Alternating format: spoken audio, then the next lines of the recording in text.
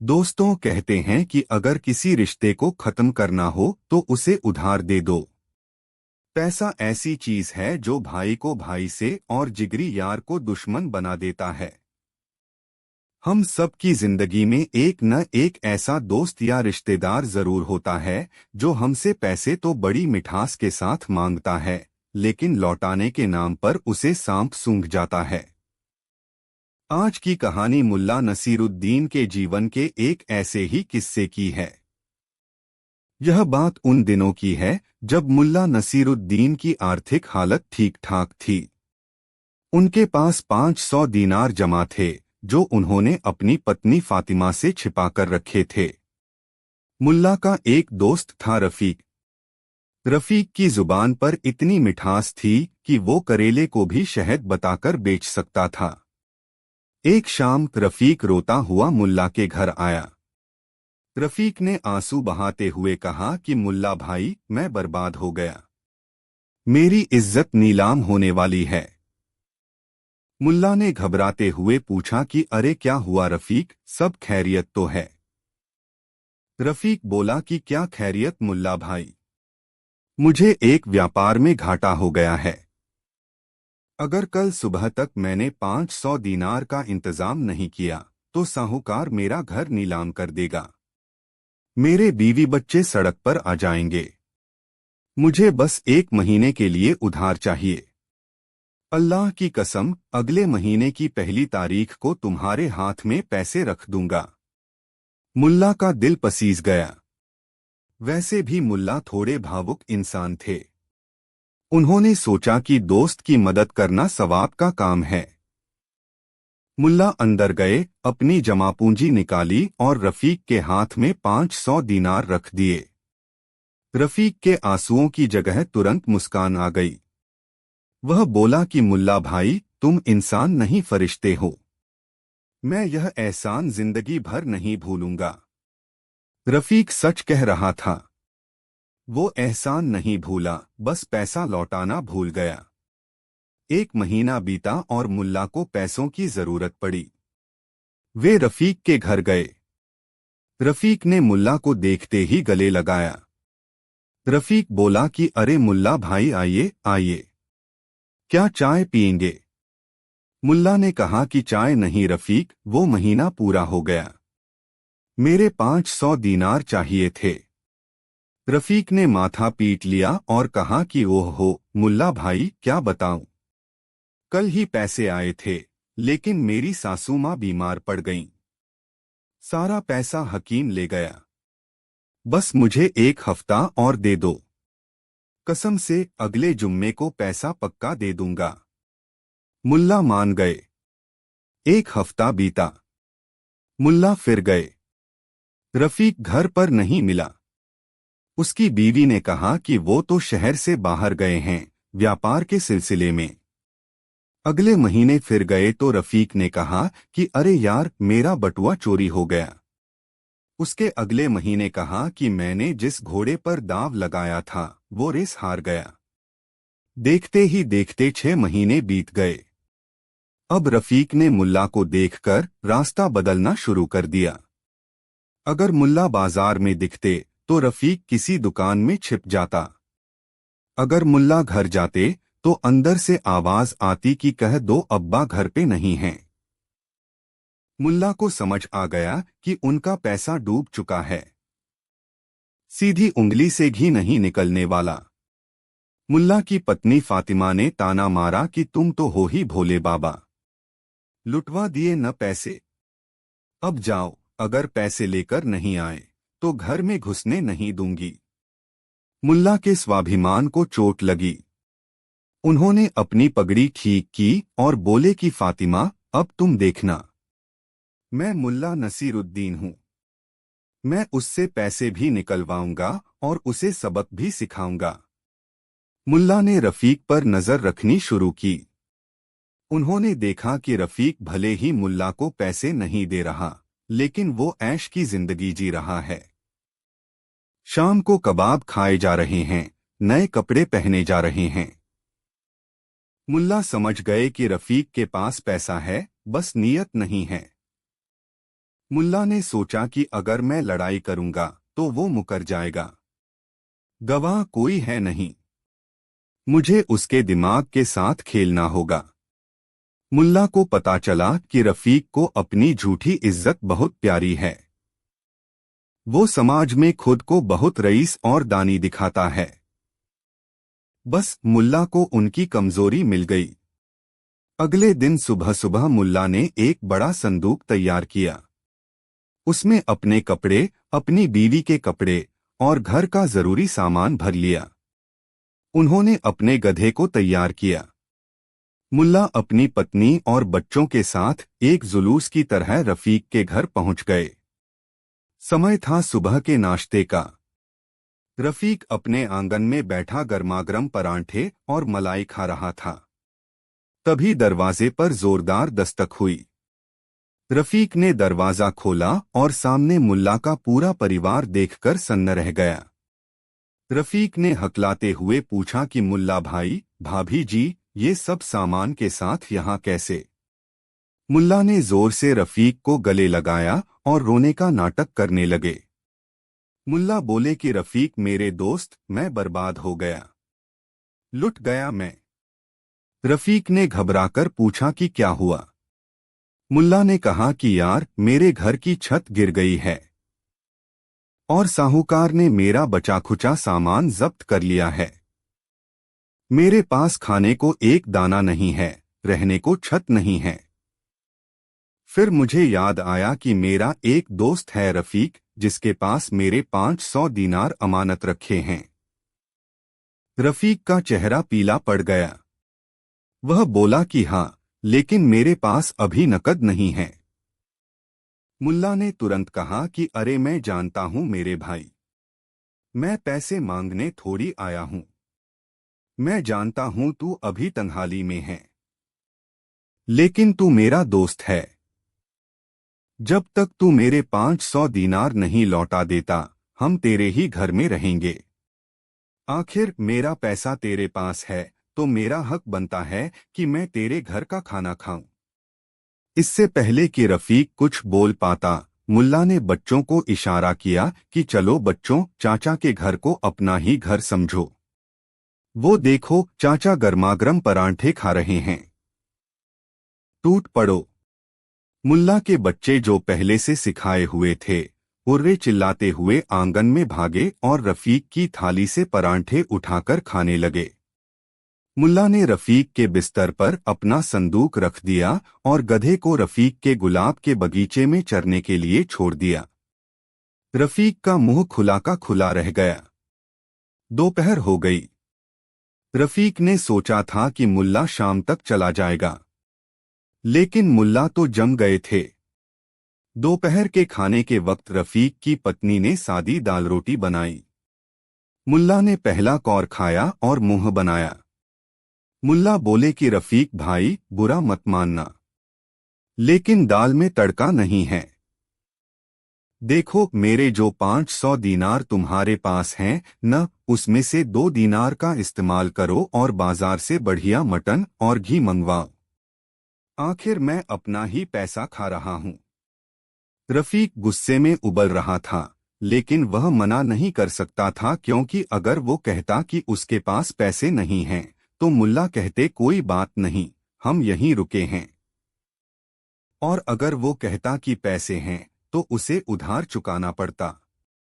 रफीक ने दांत पीसते हुए नौकर को मटन लाने भेजा। रात हुई। रफीक के घर में सिर्फ 2 कमरे थे।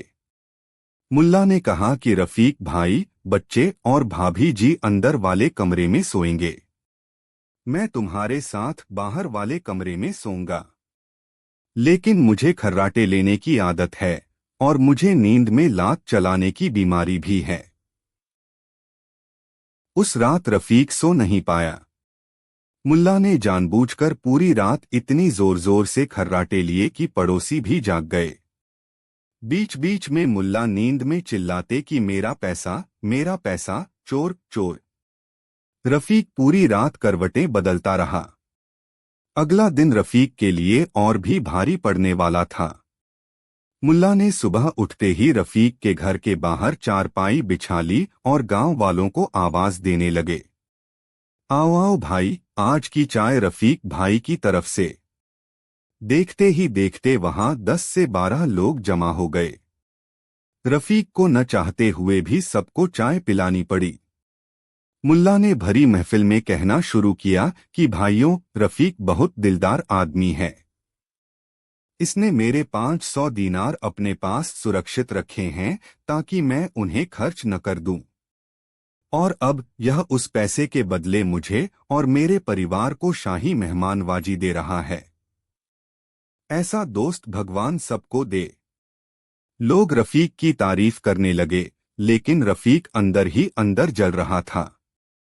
उसका राशन खत्म हो रहा था, उसके घर की शांति खत्म हो चुकी थी और उसका गुलाब का बागीचा गधे ने खा लिया था। दोपहर को मुल्ला ने एक और फरमान सुनाया। मुल्ला बोले कि रफीक, मेरे 500 दीनार में से 10 दीनार निकालो, मेरे बच्चों को मेले में जाना है। रफीक ने कहा कि मुल्ला, ये ज्यादती है। मुल्ला बोले कि कैसी ज्यादती भाई, पैसा तो मेरा ही है, तुम बस मेरे खजांची हो, लाओ पैसे। रफीक को पैसे देने पड़े। उसने हिसाब लगाया कि पिछले 2 दिनों में मुल्ला और उसके परिवार ने 50 दीनार का खाना और सामान उड़ा दिया है। अगर ये 1 महीना यहाँ रह गए तो 500 क्या 1000 दीनार का चूना लग जाएगा। तीसरे दिन सुबह मुल्ला ने अपनी सबसे खतरनाक चाल चली। मुल्ला सुबह सुबह जोर जोर से खांसने लगे, इतनी जोर से कि रफीक डर गया। मुल्ला बोले कि रफीक, ओ रफीक, मुझे लगता है मुझे कोई बहुत संक्रामक बीमारी हो गई है।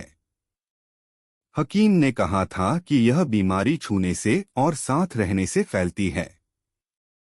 मुझे पूरे शरीर में खुजली हो रही है। यह सुनते ही रफीक की बीवी चिल्लाई कि अजी, सुनते हो, इन मुल्ला जी को और इनके परिवार को अभी घर से निकालो, वरना हमारे बच्चों को भी बीमारी लग जाएगी। रफीक मुल्ला के पास आया, चेहरे पर कपड़ा बांधकर। रफीक बोला कि मुल्ला भाई, तुम्हें अपने घर जाना चाहिए, तुम्हारी तबीयत ठीक नहीं है। मुल्ला ने मासूमियत से कहा कि अरे दोस्त, मैं इस हालत में कहाँ जाऊं, पैसे तो तुम्हारे पास हैं, इलाज कैसे करवाऊं? अगर मरना ही है तो दोस्त की बाहों में मरूंगा। तुम चिंता मत करो, अगर मुझे कुछ हो गया तो मेरे भूत को यहीं तुम्हारे घर में सुकून मिलेगा। भूत और बीमारी के नाम से रफीक की रूह कांप गई। उसे लगा कि अब बहुत हो चुका। 500 दीनार बचाने के चक्कर में घर, सुकून और सेहत सब दांव पर लग गए हैं। रफीक ने तुरंत अपनी तिजोरी खोली। उसने गिना नहीं, बस मुट्ठी भरकर सोने के सिक्के निकाले और पोटली में बांधे। रफीक चीखा कि मुल्ला भाई, ये लो तुम्हारे 500 दीनार, और ये ऊपर से 50 दीनार और रखो ब्याज समझकर। अब खुदा के लिए मेरे घर से जाओ, अभी जाओ। मुल्ला ने एकदम से खांसना बंद कर दिया। उनकी बीमारी जादू की तरह गायब हो गई। उन्होंने पोटली गिनी, पैसे पूरे थे। मुल्ला मुस्कुराए और बोले कि अरे रफीक, तुम तो मजाक भी नहीं समझते, मैं तो बस अपनी आवाज साफ कर रहा था। खैर, तुमने कहा है तो चला जाता हूं। लेकिन खाना बहुत स्वादिष्ट था। मुल्ला ने अपने बीवी बच्चों को इशारा किया। गधे को बागीचे से निकाला, जो अब तक पूरा बागीचा साफ कर चुका था, और शान से अपने घर की ओर चल दिए। रफीक दरवाजे पर खड़ा होकर सर पीटता रह गया, लेकिन साथ ही उसने राहत की सांस ली कि बला टली। तो दोस्तों, देखा आपने, मुल्ला नसीरुद्दीन ने न लड़ाई की, न पुलिस के पास गए, न ही कोई हिंसा की। उन्होंने सिर्फ अपनी बुद्धिमानी का इस्तेमाल करके अपना डूबा हुआ पैसा वापस पा लिया। इस कहानी से हमें 3 बातें सीखने को मिलती हैं। पहली, सोच समझकर उधार दें, क्योंकि पैसा देते वक्त इंसान राजा होता है, मांगते वक्त भिखारी बन जाता है। दूसरी, चिकनी चुपड़ी बातों में ना आए। रफीक जैसे लोग हर जगह हैं, उनसे सावधान रहें। और तीसरी, समस्या का हल गुस्से से नहीं, दिमाग से निकलता है। अगर मुल्ला गुस्सा करते तो शायद पैसे कभी न मिलते, लेकिन उन्होंने स्थिति को ऐसे मोड़ा कि सामने वाला खुद पैसे देने को मजबूर हो गया। अगर आपका भी कोई ऐसा दोस्त है जो पैसे नहीं लौटा रहा, तो शायद अब आप जानते हैं कि क्या करना है। कहानी पसंद आई हो तो वीडियो को लाइक करें, अपने उन दोस्तों के साथ शेयर करें जिन्होंने आपका उधार रखा है, और ऐसी ही मजेदार कहानियों के लिए चैनल को सब्सक्राइब जरूर करें। मिलते हैं मुल्ला नसीरुद्दीन के अगले कारनामे के साथ। कहानी 2। एक खूबसूरत सुबह थी। सूरज की किरणें अभी अभी गांव की छतों को छू रही थीं। मुल्ला नसीरुद्दीन अपने घर के आंगन में बैठे सुकून से चाय की चुस्कियां ले रहे थे। पक्षी चहचहा रहे थे, हवा ठंडी थी। मुल्ला ने मन ही मन सोचा, वाह, क्या जिंदगी है। आज का दिन बहुत शानदार गुजरने वाला है। लेकिन मुल्ला शायद भूल गए थे कि उनका पड़ोसी कौन है। उनके पड़ोसी का नाम था जुम्मन चाचा। जुम्मन चाचा की खासियत यह थी कि अगर उन्हें जन्नत में भी भेज दिया जाता तो वे वहां जाकर शिकायत करते कि बादलों की सफेदी थोड़ी ज्यादा है, आंखों में चुभ रही है। तभी शांति को चीरती हुई एक कर्कश आवाज आई, ए मुल्ला, ओ मुल्ला, बाहर निकलो। मुल्ला नसीरुद्दीन ने चाय का प्याला नीचे रखा, एक गहरी सांस ली और अपने गधे की तरफ देखकर बोले, दोस्त, लगता है आज का सुकून गया तेल लेने। मुल्ला मुस्कुराते हुए दीवार के पास गए और झांककर बोले, क्या हुआ जुम्मन भाई, सुबह सुबह इतना शोर क्यों? क्या सूरज गलत दिशा से निकल आया है? जुम्मन गुस्से में लाल पीला हो रहा था। उसने मुल्ला के आंगन में लगे नीम के पेड़ की तरफ इशारा किया और चिल्लाया, ये तुम्हारा पेड़, इसे अभी के अभी कटवा दो। मुल्ला ने हैरानी से पूछा, अरे भाई, ये पेड़ तो मेरे आंगन में है, तुम्हें इससे क्या तकलीफ है? ये तो तुम्हें भी ठंडी छांव देता है। जुम्मन ने पैर पटकते हुए कहा, छांव की बात मत करो। इस पेड़ के पत्ते, समझे तुम, इसके सूखे पत्ते उड़कर मेरे आंगन में आते हैं। मुझे दिन में 2 बार झाड़ू लगाना पड़ता है। अगर कल तक तुमने इस पेड़ का कुछ नहीं किया तो मैं गांव के मुखिया से शिकायत कर दूंगा। मुल्ला ने शांति से कहा, जुम्मन भाई, हवा पर मेरा जोर नहीं है और पतझड़ पर पेड़ का जोर नहीं है। थोड़ा सब्र रखो, कुदरत का काम है। लेकिन जुम्मन मानने को तैयार नहीं था। वह बड़बड़ाता हुआ अपने घर के अंदर चला गया। मुल्ला जानते थे कि यह तो बस शुरुआत है। अगले कुछ दिन मुल्ला के लिए किसी इम्तिहान से कम नहीं थे। जुम्मन ने ठान लिया था कि वह मुल्ला का जीना हराम कर देगा। दिन 1, जुम्मन मुल्ला के दरवाजे पर आया। मुल्ला, तुम्हारा गधा रात को बहुत जोर से सांस लेता है। उसकी सांसों की आवाज से मेरी नींद खराब होती है। या तो इसे बेच दो या इसका मुंह बांध दो। मुल्ला ने हंसते हुए कहा, भाई, वो गधा है, सांस तो लेगा ही। अब क्या मैं उसे कहूं कि वो ध्यान मेडिटेशन करना शुरू कर दे? दिन 2, जुम्मन फिर आया। मुल्ला, तुम्हारे घर से आने वाली दाल के तड़के की खुशबू बहुत तेज है। मेरे पेट में जलन होती है। तुम बिना मसाले का खाना क्यों नहीं बनाते? मुल्ला ने सिर पीट लिया। उन्होंने सोचा, ये आदमी है या समस्या का खजाना। दिन 3, जुम्मन ने हद ही कर दी। वह मुल्ला के पास आया और बोला, मुल्ला, कल रात मैंने एक सपना देखा। सपने में तुम मुझे बहुत परेशान कर रहे थे। माफी मांगो मुझसे अभी के अभी। अब मुल्ला को लगा कि पानी सिर से ऊपर जा चुका है। तर्क और समझदारी से जुम्मन को समझाना नामुमकिन था। मुल्ला समझ गए कि लोहे को लोहे से ही काटा जा सकता है। एक पागलपन का इलाज उससे भी बड़े पागलपन से ही संभव है। मुल्ला की आंखों में एक शरारती चमक आ गई। उन्होंने मन ही मन कहा, ठीक है जुम्मन भाई, तुम्हें शिकायतें पसंद हैं न? अब मैं तुम्हें ऐसा इलाज दूंगा कि तुम शिकायत शब्द का मतलब ही भूल जाओगे। अगली सुबह जैसे ही जुम्मन ने अपनी खिड़की खोली, उसने देखा कि मुल्ला नसीरुद्दीन अपने आंगन में कुल्हाड़ी लेकर खड़े हैं। जुम्मन खुश हो गया। उसने सोचा, वाह, मेरी डांट का असर हो गया। मुल्ला वो नीम का पेड़ काटने जा रहा है। वह दौड़कर बाहर आया और बोला, शाबाश मुल्ला, आखिर तुम्हें अक्ल आ ही गई। काटो इस पेड़ को।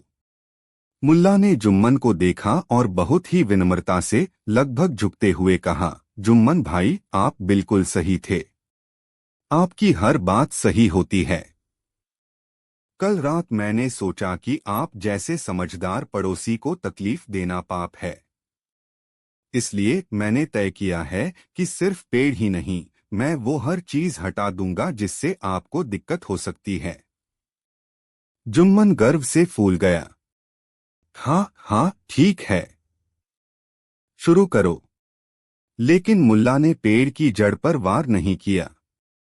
वे मुड़े और अपने घर की उस दीवार को तोड़ने लगे जो जुम्मन और मुल्ला के घर के बीच थी। धाम धाम धाम।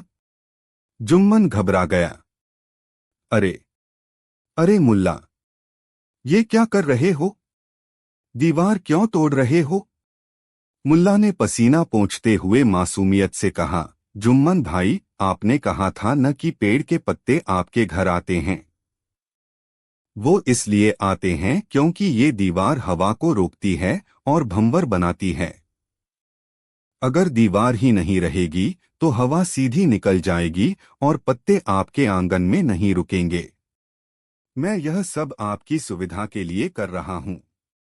जुम्मन चिल्लाया, पागल हो गए हो क्या?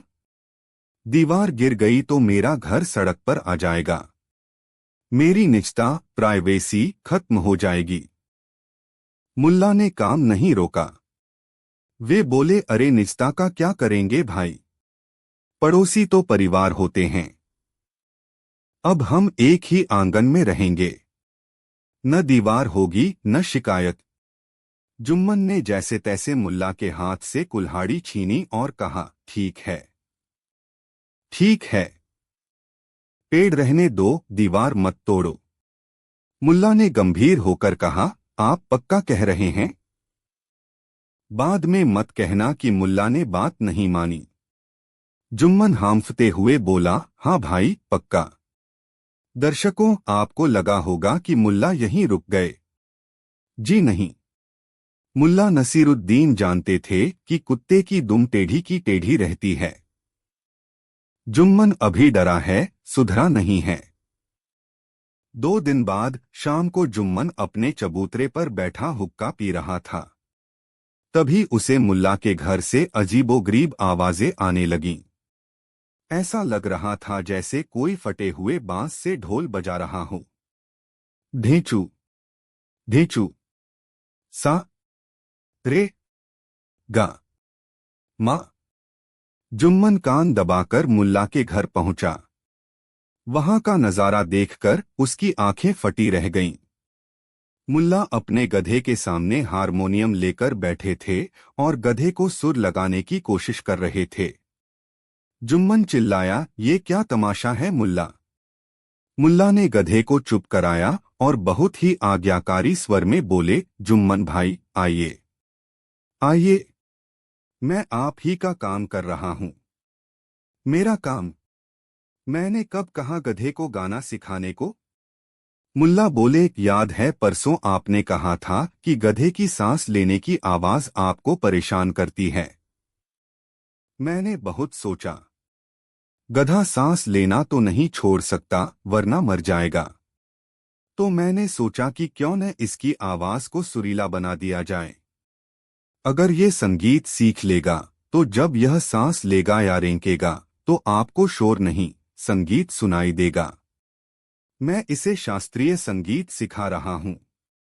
मुल्ला ने गधे की पूंछ मरोड़ी और गधा जोर से चिल्लाया, ढेंचुओ। मुल्ला ने उत्साहित होकर कहा, देखा आपने जुम्मन भाई, इसने अभी पंचम सुर लगाया है। बस 2-3 महीने का रियाज और है, फिर यह गधा आपके मनोरंजन का साधन बन जाएगा। जुम्मन ने अपना सिर पीट लिया।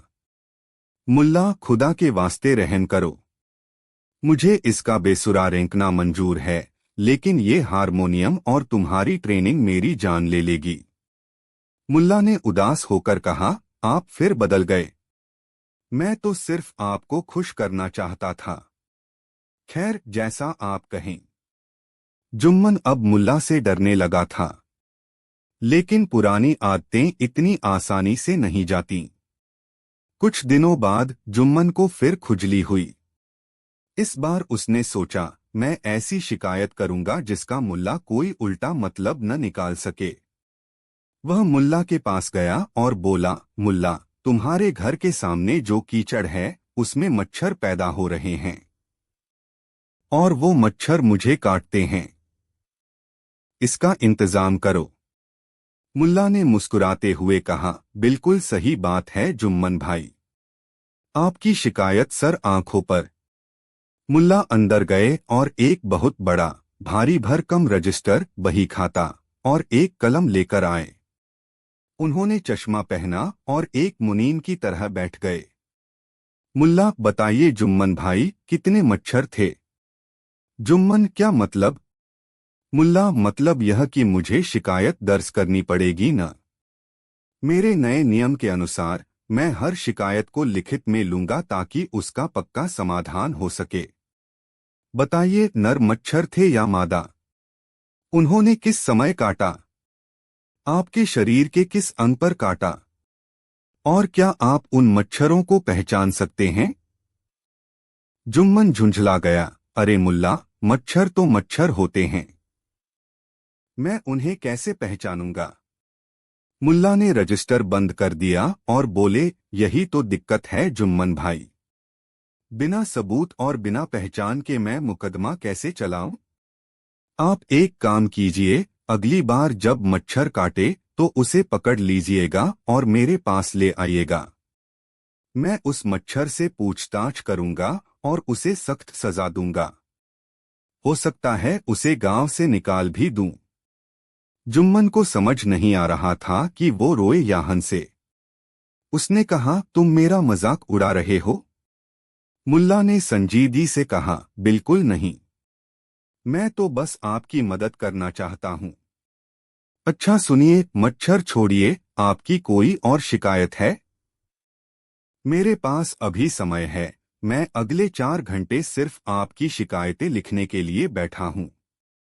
चलिए शुरू हो जाइए। बचपन से लेकर अब तक की सारी शिकायतें लिखवा दीजिए। जुम्मन वहां से भाग खड़ा हुआ। उसे लगा कि अगर वह 1 मिनट और वहां रुका तो मुल्ला उसे पागल कर देगा। कहानी अभी खत्म नहीं हुई दोस्तों। मुल्ला जानते थे कि अभी आखिरी कील ठोकना बाकी है। एक रात मुल्ला ने अपने घर में एक दावत का आयोजन किया। लेकिन यह दावत अजीब थी। इसमें कोई मेहमान नहीं था। मुल्ला ने अपने आंगन में खाली बर्तनों को सजाया और जोर जोर से खुद ही बातें करने लगे। अरे वजीर साहब, और लीजिए। वाह बादशाह सलामत, आप भी आए हैं। अरे इतना शोर मत कीजिए, मेरे पड़ोसी जुम्मन भाई सो रहे होंगे। मुल्ला अलग अलग आवाजें निकालकर ऐसा माहौल बना रहे थे जैसे वहां पूरा शहर जमा हो। चम्मचों के टकराने की आवाज, झूठी हंसी के ठहाके। जुम्मन की नींद खुल गई। उसे लगा मुल्ला के घर कोई बड़ा जश्न चल रहा है और उसे बुलाया तक नहीं। जिज्ञासा, क्यूरियोसिटी और गुस्से के मारे वह मुल्ला के घर पहुंचा। जुम्मन ने दरवाजा खटखटाया। मुल्ला, इतनी रात को यह क्या शोर है? और कौन कौन आया है? मुल्ला ने दरवाजा खोला। अंदर सन्नाटा था, सिर्फ खाली बर्तन पड़े थे। जुम्मन ने हैरानी से पूछा, मेहमान कहाँ हैं? आवाजें कहाँ से आ रही थीं? मुल्ला ने जुम्मन के कंधे पर हाथ रखा और रहस्यमयी आवाज में बोले, जुम्मन भाई, यह सब शिकायतों की आत्माएं हैं। जुम्मन कांप गया। क्या आत्माएं? मुल्ला खां, आपने आज तक जितनी शिकायतें की हैं, वो सब इकट्ठी होकर आज रात मेरे घर आई थीं। वे कह रही थीं कि जुम्मन हमें बहुत याद करता है, हम जुम्मन के पास जाना चाहती हैं। मैंने बड़ी मुश्किल से उन्हें रोका और कहा कि जुम्मन भाई सो रहे हैं, लेकिन वे मान नहीं रही हैं। वे कह रही हैं कि अब वे हमेशा के लिए आपके घर में रहने आ रही हैं। जुम्मन अंधविश्वासी आदमी था। उसके पसीने छूट गए। नहीं नहीं मुल्ला, उन्हें मेरे घर मत भेजो। मुझे कोई शिकायत नहीं है। मैं कसम खाता हूं, आज के बाद मैं कभी शिकायत नहीं करूंगा। मुल्ला ने आसमान की तरफ देखा और नाटकों के अंदाज में बोले, ए शिकायतों की आत्माओं, सुन रही हो? जुम्मन भाई ने तौबा कर ली है। अब वापस चली जाओ। फिर मुल्ला ने जुम्मन की तरफ देखा। जाओ जुम्मन भाई, अब वो नहीं आएंगी। लेकिन याद रखना, एक भी छोटी सी शिकायत और वो सब वापस आ जाएंगी। जुम्मन उल्टे पैर जो भागा तो अपने घर में जाकर रजाई में दुबक गया। अगली सुबह गांव में एक चमत्कार हुआ। जुम्मन चाचा मुस्कुराते हुए बाहर निकले। न पेड़ की शिकायत, न गधे की, न धुएं की। मुल्ला ने आंगन से आवाज दी, क्या हाल है जुम्मन भाई? आज हवा थोड़ी तेज नहीं है? जुम्मन ने हाथ जोड़कर कहा, नहीं मुल्ला जी, हवा बहुत प्यारी है, मौसम बहुत सुहाना है, सब कुछ एकदम ठीक है। मुल्ला नसीरुद्दीन अपनी दाढ़ी पर हाथ फेरते हुए मुस्कुराए और अपने गधे से बोले, देखा दोस्त, दुनिया को बदलने की कोशिश मत करो, बस देखने का नजरिया बदल दो, या फिर नजरिया बदलने वाले को ऐसा इलाज दो कि वो खुद बदल जाए। नैतिक सीख। दोस्तों, इस कहानी से हमें दो बड़ी बातें सीखने को मिलती हैं। दूसरों को बदलने की बजाय हालात को चतुराई से संभालें। मुल्ला ने कभी जुम्मन से झगड़ा नहीं किया, बल्कि उसकी शिकायतों को उसी के खिलाफ इस्तेमाल करके उसे आईना दिखाया। शिकायतें करने से जीवन नहीं सुधरता। जुम्मन ने जब तक शिकायतें की, वो परेशान रहा। जब उसने शिकायतें छोड़ी, उसे सुकून मिल गया। अगर आपके जीवन में भी कोई जुम्मन है, तो गुस्सा मत कीजिए। बस थोड़ा सा मुल्ला नसीरुद्दीन बन जाइए और जीवन का मजा लीजिए। कहानी 3। शहर के एक पुराने मोहल्ले में, जहां गलियां इतनी तंग थीं कि दो गधे एक साथ नहीं निकल सकते थे, दो घर एक दूसरे से सटे हुए थे। इन दोनों घरों के बीच एक पुरानी, जर्जर दीवार थी, जो न जाने कितनी पीढ़ियों की कहानियों की गवाह थी। एक तरफ था मुल्ला नसीरुद्दीन का साधारण सा घर, जिसकी दीवारों से हंसी ठाकों और बेफिक्री की महक आती थी। दूसरी तरफ था एक अमीर लेकिन बेहद लालची और झगड़ालू व्यापारी, सेठ हरिलाल का आलीशान मकान। सेठ हरिलाल को अपनी दौलत पर बहुत घमंड था और वह हमेशा दूसरों को नीचा दिखाने का मौका ढूंढता रहता था। मुल्ला की सादगी और लोकप्रियता उसे कांटे की तरह चुभती थी। एक दिन सेठ हरिलाल ने अपने मकान को और भी भव्य बनाने का फैसला किया। उसने कारीगर बुलाए और अपने घर की मरम्मत शुरू करवा दी। काम के दौरान कारीगरों ने उसे बताया कि दोनों घरों के बीच की साझा दीवार बहुत कमजोर हो गई है और कभी भी गिर सकती है। सेठ हरिलाल के दिमाग में एक खुराफात सूझी। उसने सोचा, क्यों न इस दीवार को गिराकर सारी जमीन पर कब्जा कर लिया जाए और मुल्ला को परेशान किया जाए। वह मुल्ला के पास पहुंचा और बड़ी मीठी मीठी बातें करने लगा। मुल्ला जी, आप तो जानते ही हैं कि हमारे बीच की यह दीवार कितनी पुरानी और खतरनाक हो चुकी है। मेरी सलाह है कि हम दोनों मिलकर इसे गिरा देते हैं और इसकी जगह एक नई मजबूत दीवार बनवा लेते हैं। आधा खर्चा मेरा, आधा आपका। मुल्ला, जो हर किसी पर आसानी से भरोसा कर लेते थे, राजी हो गए। ठीक है सेठ जी, यह तो बहुत अच्छी बात है। सुरक्षा सबसे पहले। लेकिन मुल्ला को क्या पता था कि सेठ की नीयत में खोट है। जैसे ही पुरानी दीवार गिराई गई, सेठ हरिलाल ने अपना असली रंग दिखाया। उसने रातों रात अपने कारीगरों से उस खाली जमीन पर कब्जा करके अपने मकान का एक हिस्सा आगे बढ़ा लिया। अब वहां कोई दीवार नहीं थी, बल्कि सेठ के घर का एक नया कमरा था। उसने मुल्ला की जमीन का एक अच्छा खासा हिस्सा हड़प लिया था। अगली सुबह जब मुल्ला ने यह देखा तो वे सन्न रह गए। सेठ जी, यह क्या किया आपने? हमारी साझा दीवार की जगह तो आपने अपना कमरा बना लिया। मेरी जमीन कहाँ गई? सेठ हरिलाल ने अकड़कर जवाब दिया, कौन सी जमीन? वहां तो कभी कोई दीवार थी ही नहीं। वह तो मेरे ही घर का पुराना टूटा फूटा हिस्सा था जिसे मैंने दोबारा बनवाया है। तुम्हारे पास क्या सबूत है कि वहां कोई दीवार थी? मुल्ला हैरान थे। वह दीवार दशकों से वहां खड़ी थी, पूरा मोहल्ला इसका गवाह था। लेकिन सेठ जानता था कि कानून गवाहों से ज्यादा कागजी सबूतों पर यकीन करता है, और उस दीवार का कोई सरकारी कागज नहीं था। बात बढ़ गई। मोहल्ले के लोग इकट्ठा हुए, सबने सेठ को समझाने की कोशिश की, लेकिन वह टस से मस नहीं हुआ। हारकर मुल्ला को शहर के काजी के पास न्याय के लिए जाना पड़ा। काजी की अदालत में मामला पेश हुआ। अदालत खचाखच भरी थी। सब देखना चाहते थे कि मुल्ला इस चतुर सेठ को कैसे हराते हैं।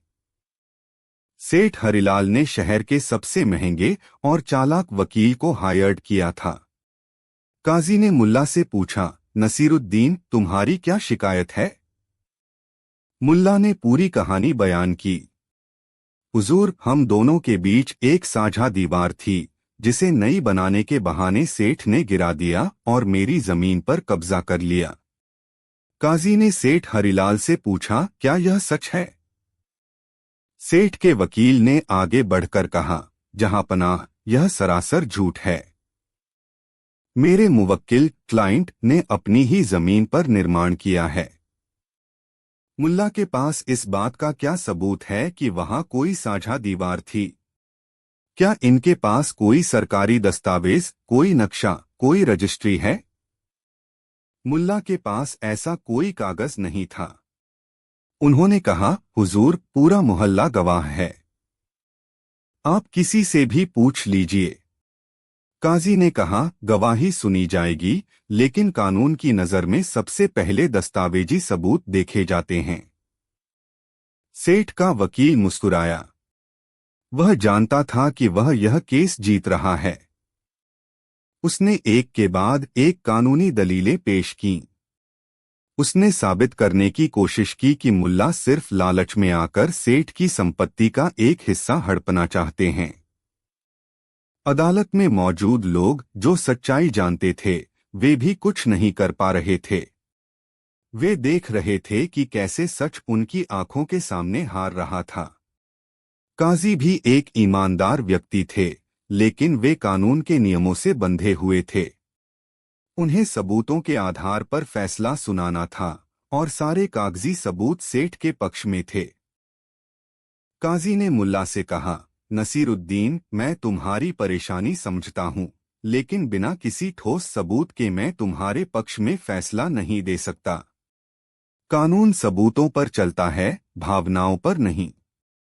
यह सुनकर सेठ हरिलाल की आंखों में जीत की चमक आ गई। अदालत का माहौल गंभीर हो गया था। न्याय होता हुआ नहीं दिख रहा था, बल्कि न्याय का गला घोंटा जा रहा था। सबको लगा कि आज मुल्ला हार जाएंगे। तभी मुल्ला नसीरुद्दीन ने एक गहरी सांस ली और काजी से इजाजत मांगी। हुजूर, फैसला सुनाने से पहले क्या मैं सेठ हरिलाल से सिर्फ एक सवाल पूछ सकता हूँ? मेरे मन में एक दुविधा है, शायद एक बुद्धिमान व्यापारी ही उसे सुलझा सकता है। काजी ने इजाजत दे दी। मुल्ला नसीरुद्दीन सेठ हरिलाल के पास गए और अपनी जेब से सोने के 10 सिक्कों से भरी एक छोटी सी थैली निकाली। उन्होंने थैली सेठ के सामने लहराते हुए कहा, सेठ जी, आप शहर के सबसे बड़े व्यापारी हैं। मैं आपसे व्यापार का एक नियम समझना चाहता हूँ। सोने के सिक्के देखकर सेठ की आंखों में लालच चमक उठा। पूछो मुल्ला, क्या पूछना है? मुल्ला ने कहा, मान लीजिए यह सोने के सिक्के मेरे नहीं हैं। मान लीजिए ये सिक्के बोल सकते हैं, लेकिन ये देख नहीं सकते। ये अंधे हैं। और मान लीजिए कि मैं इन सिक्कों का मालिक नहीं हूं, बल्कि सिर्फ एक गवाह हूं जो देख सकता है, लेकिन बोल नहीं सकता। मैं गूंगा हूं। अदालत में मौजूद हर व्यक्ति हैरान था। यह कैसी पहेली थी? इसका दीवार के केस से क्या लेना देना? सेठ ने झुंझलाकर कहा, सीधे सीधे बोलो, कहना क्या चाहते हो? मुल्ला ने अपनी बात जारी रखी, अब सेठ जी, आप बताइए। अगर ये अंधे सिक्के चिल्ला चिल्ला कर कहें कि हम सेठ हरिलाल के हैं, हम सेठ हरिलाल के हैं, लेकिन मैं, जो गूंगा गवाह हूं, अपनी आंखों से देख रहा हूं कि ये सिक्के असल में किसी गरीब किसान के हैं, तो आप एक व्यापारी होने के नाते किसे सच मानेंगे? अंधे सिक्कों की गवाही को या गूंगे गवाह की आंखों देखी सच्चाई को? यह सवाल इतना अजीब था कि सेठ भी चकरा गया। लेकिन लालच में आकर उसने वही जवाब दिया जो उसके फायदे का था। बेशक सिक्कों की बात मानी जाएगी। अगर सिक्के खुद कह रहे हैं कि वे मेरे हैं, तो वे मेरे ही हुए। एक गूंगे आदमी की इशारों वाली गवाही का क्या भरोसा? पक्का, सेठ जी, मुल्ला ने फिर पूछा। आप अंधे सिक्कों पर यकीन करेंगे? हाँ, बिल्कुल, सेठ ने दृढ़ता से कहा। ठीक है, मुल्ला ने कहा और काजी की ओर मुड़े। हुजूर, सेठ जी ने मेरा काम आसान कर दिया।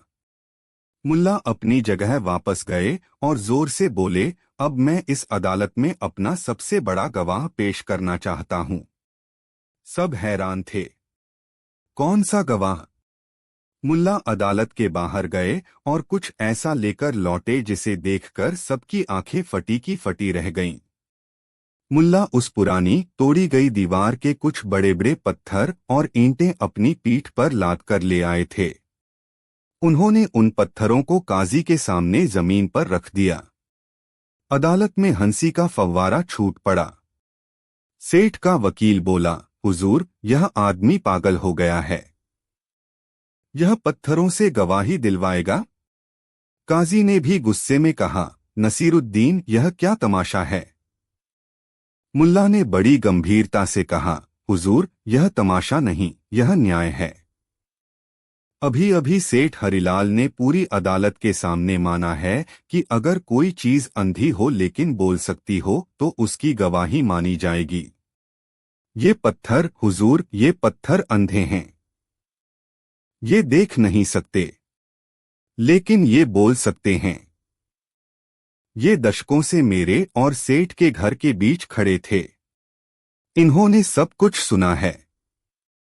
यह कहकर मुल्ला उन पत्थरों के पास झुके और उनके कान में फुसफुसाने का नाटक करने लगे। फिर वे सीधे खड़े हुए और बोले, ये पत्थर कह रहे हैं, हुजूर। ये चिल्ला चिल्लाकर कह रहे हैं कि ये साझा दीवार का हिस्सा थे। ये कह रहे हैं कि सेठ हरिलाल एक झूठा और लालची आदमी है। ये पत्थर अपनी कहानी सुना रहे हैं। क्या आप इनकी गवाही नहीं सुनेंगे? मुल्ला ने सेठ की ओर मुड़कर कहा, क्यों सेठ जी? जैसे सोने के सिक्के बोल सकते हैं, वैसे ही ये पत्थर भी बोल रहे हैं। अब आप इनकी गवाही मानेंगे या नहीं? सेठ हरिलाल का चेहरा शर्म और गुस्से से लाल हो गया। वह समझ गया कि मुल्ला ने उसे उसी के शब्दों के जाल में फंसा लिया है। उसके पास कहने के लिए कुछ नहीं था। वह हकलाने लगा। अदालत में पहले तो सन्नाटा छाया, फिर लोगों के ठहाकों से गूंज उठी। सबको समझ आ गया था कि मुल्ला ने क्या किया है। उन्होंने कानून के बेतुकेपन को उजागर करने के लिए एक और बड़ा बेतुका नाटक रच दिया था। मुल्ला नसीरुद्दीन अब काजी की ओर मुड़े। उनके चेहरे पर अब कोई मजाक नहीं था, बल्कि एक गहरी पीड़ा और बुद्धिमत्ता थी। उन्होंने कहा, हुजूर माफ कीजिएगा। मैं जानता हूं कि पत्थर नहीं बोल सकते, लेकिन आज इस अदालत में जो हो रहा था उसे देखकर मुझे लगा कि शायद हमें पत्थरों से ही न्याय की उम्मीद करनी पड़ेगी, क्योंकि इंसानों का कानून तो कुछ और ही खेल खेल रहा है। उन्होंने एक गहरी सांस ली और वह ऐतिहासिक वाक्य कहा जिसे सदियों तक याद रखा जाना था। लोग कहते हैं कि कानून अंधा होता है। वह तराजू लेकर खड़ा रहता है और सबूतों को तौलता है, बिना यह देखे कि कौन अमीर है और कौन गरीब। लेकिन आज मुझे एहसास हुआ, हुजूर, कि कानून अंधा नहीं है। कानून बहरा हो गया है। यह बहरा है क्योंकि यह सेठ हरिलाल के झूठ को तो सुन रहा है, लेकिन उस दीवार की खामोश सच्चाई को नहीं सुन पा रहा जो दशकों तक वहां खड़ी थी। यह बहरा है क्योंकि यह वकीलों की चालाक दलीलों को तो सुन रहा है, लेकिन एक गरीब आदमी की सीधी और सरल सच्चाई को अनसुना कर रहा है। यह बहरा है क्योंकि यह सिर्फ वही सुनता है जो कागजों पर लिखा है, लेकिन वह नहीं सुनता जो दिलों और दीवारों पर लिखा होता है। मुल्ला के इन शब्दों ने काजी और पूरी अदालत को झकझोर कर रख दिया। काजी को अपनी गलती का एहसास हुआ। उन्हें समझ आया कि कानून का मकसद सिर्फ नियमों का पालन करना नहीं, बल्कि न्याय करना है। उन्होंने देखा कि कैसे सेठ ने कानून की कमजोरी का फायदा उठाकर सच को दबाने की कोशिश की थी। काजी ने अपना फैसला बदला। उन्होंने मोहल्ले के लोगों की गवाही को महत्व दिया और सेठ हरिलाल पर न केवल मुल्ला की जमीन वापस करने, बल्कि अदालत को गुमराह करने के लिए भारी जुर्माना भी लगाया। न्याय की जीत हुई। मुल्ला नसीरुद्दीन चुपचाप अपनी ईंटें और पत्थर उठाकर अदालत से बाहर चले गए, लेकिन वे अपने पीछे एक ऐसा विचार छोड़ गए जो आज भी उतना ही सच है, कानून को सिर्फ देखना नहीं चाहिए, उसे सुनना भी चाहिए, खासकर उन लोगों की आवाजें जो अक्सर अनसुनी रह जाती हैं। कहानी 4। उस दौर में जब बादशाहों की सनक ही कानून हुआ करती थी, एक महान और शक्तिशाली बादशाह तैमूर का राज था। बादशाह तैमूर जितने बहादुर थे, उतने ही गुस्सैल और मनमौजी भी। उनकी सल्तनत में सूरज कभी नहीं डूबता था और उनकी दौलत की कोई सीमा नहीं थी। उनके पास दुनिया की हर नायाब चीज थी, अरब के सबसे तेज घोड़े, चीन का सबसे मुलायम रेशम और हिंदुस्तान के सबसे चमकदार हीरे। लेकिन जिसके पास सब कुछ होता है, वह अक्सर ऐसी चीज की ख्वाहिश करने लगता है जो मौजूद ही नहीं है। एक शाम बादशाह अपने आलीशान महल की छत पर बैठे ठंडी हवा का आनंद ले रहे थे। उनके दरबारी शायर उन्हें कविताएं सुना रहे थे। एक शायर ने अपनी कविता में एक ऐसे पौराणिक घोड़े का जिक्र किया जो पंख लगाकर आसमान में उड़ता था। यह सुनते ही बादशाह तैमूर के दिमाग में एक बिजली सी कौंधी। उनकी आंखों में एक अजीब सी चमक आ गई। उन्होंने शायर को इनाम देकर विदा किया और अपने वजीरों की ओर मुड़े। वजीरों, हमने दुनिया जीत ली, समंदरों पर राज किया, लेकिन हमने कभी आसमान को नहीं छुआ, बादशाह ने अपनी भारी आवाज में कहा। हम एक ऐसा जानवर चाहते हैं जो उड़े, लेकिन घोड़ा नहीं। घोड़ा तो कल्पना में भी उड़ता है। हमें कुछ ऐसा चाहिए जो आज तक किसी ने न देखा हो, न सोचा हो। दरबार में सन्नाटा छा गया। सब जानते थे कि बादशाह की अगली ख्वाहिश कोई तूफान लाने वाली है। बादशाह ने अपनी उंगली उठाई और कहा, हमें एक उड़ने वाला गधा चाहिए। हाँ, एक गधा। सोचो, जब हम एक उड़ते हुए गधे पर बैठकर अपनी सल्तनत का चक्कर लगाएंगे तो दुनिया क्या कहेगी। इतिहास हमें हमेशा याद रखेगा। वजीर और दरबारी एक दूसरे का मुंह देखने लगे। यह एक पागलपन भरा ख्याल था, लेकिन बादशाह को कौन समझाता। जो भी ना कहता, उसका सिर कलम कर दिया जाता। यह काम कौन करेगा? बादशाह ने दरबार में नजरें घुमाईं। किसी की हिम्मत नहीं हुई आगे आने की। तभी बादशाह की नजर एक कोने में चुपचाप खड़े मुल्ला नसीरुद्दीन पर पड़ी। मुल्ला अपनी चतुराई और हाजिर जवाबी के लिए पूरे शहर में मशहूर थे। बादशाह को अक्सर उनके किस्सों से मनोरंजन मिलता था। मुल्ला नसीरुद्दीन बादशाह गरजे, तुम बहुत ज्ञानी और बुद्धिमान बनते हो। क्या तुम हमारे गधे को उड़ना सिखा सकते हो? यह एक जाल था। अगर मुल्लाह कहते हैं तो वे एक असंभव काम में फंस जाएंगे। अगर वे ना कहते हैं तो बादशाह का अपमान होगा और उनकी जान जाएगी। दरबार में मौत का सन्नाटा छा गया। सबकी सांसें रुक गईं। मुल्ला नसीरुद्दीन ने एक पल के लिए अपनी आंखें बंद कीं। उन्होंने सोचा, अगर ना कहा तो मौत निश्चित है। अगर हाँ कहा तो शायद कुछ समय मिल जाए। मुल्ला ने सिर झुकाया और बड़ी विनम्रता से बोले, आलमपनाह, आप इस सल्तनत के मालिक हैं। आपके लिए कुछ भी असंभव नहीं है। गधे को उड़ना सिखाना तो बहुत मामूली काम है। मैं यह कर सकता हूं। पूरा दरबार हैरान रह गया। बादशाह तैमूर की आंखों में अविश्वास और खुशी की मिलीजुली चमक थी। सच में मुल्ला, तुम यह कर सकते हो? जी जहांपनाह, मुल्ला ने कहा, लेकिन इसकी कुछ शर्तें हैं। शर्तें? बादशाह ने भौहें सिकोड़ी। बोलो, क्या शर्तें हैं? मुल्ला ने कहा, हुजूर, यह कोई आम प्रशिक्षण नहीं है। यह एक दिव्य कला है। इसमें समय लगता है। मुझे पूरे 2 साल का वक्त चाहिए होगा। बादशाह ने सोचा, 2 साल? ठीक है। मुल्ला ने अपनी दूसरी शर्त रखी, इस काम के लिए मुझे एक शांत जगह चाहिए होगी, शहर से दूर एक पहाड़ी पर एक बड़ा सा घर, जहां कोई हमें परेशान न करे। मंजूर है, बादशाह ने कहा। और तीसरी शर्त? मुल्ला ने अपनी आवाज धीमी करते हुए कहा, इस गधे को विशेष खुराक देनी होगी। बादाम, पिस्ता, शहद और सोने का वर्क। इसके अलावा मेरे और मेरे परिवार के खर्चे के लिए मुझे शाही खजाने से 1000 सोने की दीनारें हर महीने चाहिए होंगी। अब दरबारियों को यकीन हो गया कि मुल्ला या तो पागल हो गया है या बहुत लालची। लेकिन बादशाह अपनी सनत में इतने अंधे थे कि उन्होंने बिना सोचे समझे कहा, सब मंजूर है।